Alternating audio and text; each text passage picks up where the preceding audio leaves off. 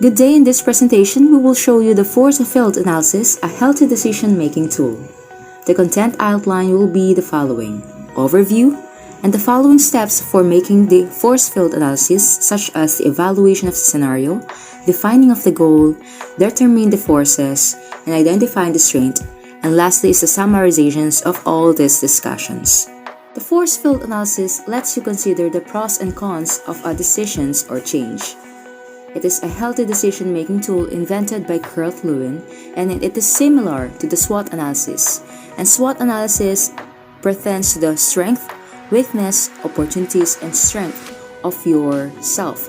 So the strength and weakness pertains to the internal factors happening inside your range, while the opportunities and threats is pertaining to the external factors that may influence your decision-making tools.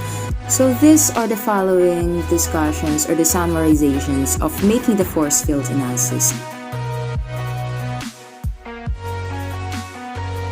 As you can see, this is the example of the force field analysis. We have the driving forces, the positive one or the pro changes that will strengthen somehow the goal that we have set, and the restraining forces that will help you evaluate more if these driving forces will somehow be applicable to the goal that you have set.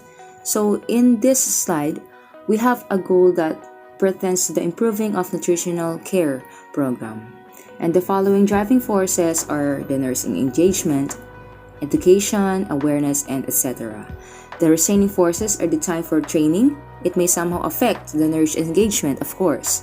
If we have a training sessions, the time that we allotted to this will somehow diminish the nursing care inside the hospital care. And the specific goals is addressed below the force field analysis. So to proceed with step 1, we will evaluate such scenario. Begin by discussing the current state of the organization with the main stakeholders, and this may entail assessing your current situations, the issues you are facing, or the staff reactions. Next is we will define the goal. In the previous slide, we see that the goals are enlisted below the diagram, and we may have a different template of it, and we will show it at the end of the slide. Step 3 is to determine the forces. The driving forces are the variables that support a planned change or the achievements of a goal. Lastly is we will identify the restraints. So these are the roadblocks to your aim. They tend to dampen the driving forces, for example, the fear of individuals, the organizational structures, and the unfavorable attitudes of the employees. So we have these driving forces and restraining forces that will really evaluate the goal of your decision. So always remember these following key points. You might use your analysis to think about ways to boost your pro-change forces and diminish the anti-changes forces to make a change for a more successful outcome. Forces that aid or impede a goal are studied. So one force seeks to change the present situation while the other one seeks to sustain it. Okay? So equal pressure produces no change. To bring about change, the force of change must overwhelm the force of stability.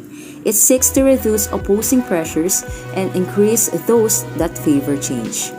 Okay, remember that equal pressures produce no change. Thank you for listening, and this is the force field analysis that may help you not just on performing a decision making inside the healthcare settings, but also in your everyday life. Thank you.